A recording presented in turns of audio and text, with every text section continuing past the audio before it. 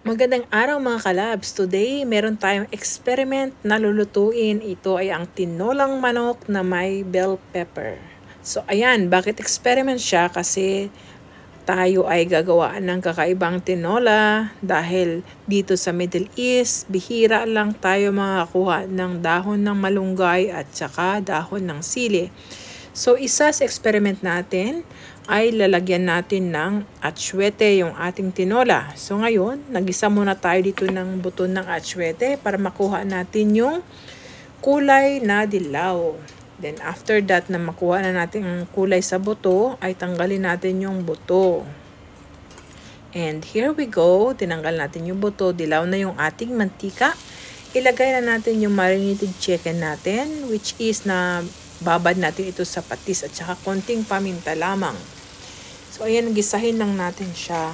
So ayun nga mga kalabs. Kasi nga gusto kong kumain ng tinola. Wala naman malunggay kasi summer ngayon dito sa Middle East. So ngayon nag-isip ako na what if yung bell pepper. Kasi parang naamoy ko yung green bell pepper. Magkasing amoy din siya ng dahon nito. So sabi ko, sige nga mag-experiment nga ako. I-try kong instead ng dahon ng sili or dahon ng malunggay, ang ilalagay ko yung bell pepper na green.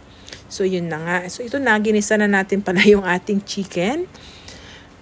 Yung ating minarinate na chicken. So ayan, lalagay natin na yung ating mga aromatic vegetables. So marami yung ating nilagay na luya kasi gusto ko sa tinola maraming luya para masarap yung sabaw. So lagay natin yung luya, sibuyas at saka yung ating bawang. At saka ating halu-haluin lang yan para yung ating aromatic vegetables ay mag-incorporate yung lasa sa ating manok. So ayan. So yun na nga mga kalabs. Dito kasi sa Middle East, bihira lang talaga yung yung dahon ng malunggay. Ngayon pag summer kasi, dried din yung malunggay. Halimbawa may dahon nga siya, no? Pero yung lasa niya, hindi mo talaga siya malalasahan na parang tulad sa Pilipinas na malunggay. Kasi nga dried siya.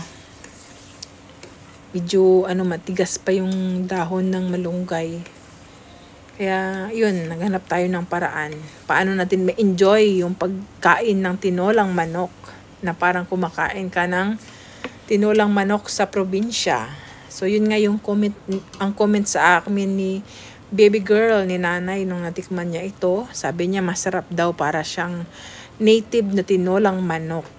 Dahil nga may atsuete. So ayan. Takpan na muna natin yan mga kalabs hanggang sa maluto natin yung manok at manuot yung ating mga aromatic vegetables. Ayan na. So dagdagan muna natin ng konting patis para sipsipin palalo ng ating karne ng manok. So ayan, i-ano lang natin siya, saglit halo-haluin, and syempre lalagyan na natin siya ng tubig para sa ating sabaw. Hanggang sa pakuluin natin siya hanggang sa maluto na yung ating manok.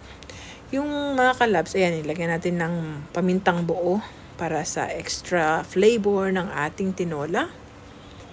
And yun mga kalabs, ito kasi ang nilagay ko dito na pampalasa, hindi ko lang nakuna ng video. Nilagyan ko siya ng asin, paminta, at saka syempre yung chicken. Yan nga, lagay po na tayo ng sili. Baka makalimutan ko na naman mamaya. So nilagyan din natin ito ng chicken powder. So ayan. Nasa preference nyo po ninyo kung anong seasonings yung ilalagay nyo. So yung iba nilagyan ng bitchin para pampasarap ng mga ginisa mix or magic sarap. Sa inyo po yan. So akin, nilagyan ko lang siya ng chicken powder. At saka syempre asin, paminta, at saka yung patis, at saka pamintang buo. Ayan. So ayan, napakuluan na natin itong ating manok. At syempre natimplahan na natin siya. If ever man na may kulang yan, mamaya, so dadagdagan natin. So ayan na, dinagdagan na natin ng Himalayan salt. So, ang ginagamit ko dito ay yung Himalayan salt. Nag-sale kasi kaya bumili ako. And then yan, nakulong-kulo na yung ating sabaw. Yung ating manok na may sabaw. So, yan na nga. Nilagyan natin ng dinagdagan natin ng konting patis. Para makuha natin yung tamang lasa.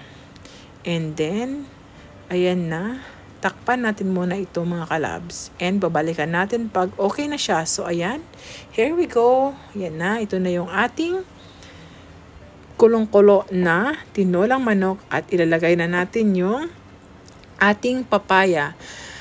Mga kalabs, yung papaya pala na yan, siniperate ko yun na pakuluan para lumambot. Kasi, di ba tinitimplahan na natin yung ating sabaw? Kapag ilagay mo yan na hindi mo pa napakuluan para lumambot yung papaya, hindi po siya talaga lalambot dahil sa mga seasonings, lalo na yung asin na ating nilagay sa sabaw. So separately, pinalambot natin yung ating papaya. Yan, pakuluan lang natin siya. At after natin, kasi yung ano niyan, lasa niya masarap na yung okay na yung timpla natin. So yan, ilalagay na natin yung ating experiment na vegetables sa ating manok, which is yung ating bell pepper. So ayan, lasang-lasa talaga niya yan yung dahon ng sili. At saka hindi kayo magsisi mga kalabs, mas masarap pa yan sa dahon ng sili. Kaya promise, itry nyo to, hindi kayo magsisi. Masarap talaga ito mga kalabs. Para siyang tinolang native na manok. Yun yung comment ni Baby Girl. Sarap na sarap siya. At saka yung anghang niya, yung sabaw niya, yung anghang niya dahil sa luya, sa paminta, ang sarap mga kalabs. At syempre, yung aroma ng lasa ng bell pepper. So ngayon, after nyan, lalagyan din natin yan ng tanglad para sa dagdag lasa at aroma ng ating tinolang manok. Kasi hindi kompleto yung tinola pag walang tanglad. So ayan na.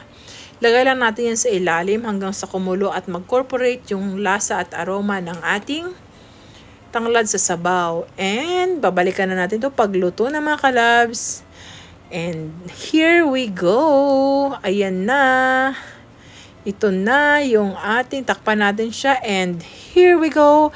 Ito na yung ating tinola. Yung ating experiment na tinolang manok. And maraming salamat mga kalab sa pagsama nyo sa aking pagluto na experiment na tinolang manok na napakasarap. Thank you. Hanggang sa muli. Bye-bye.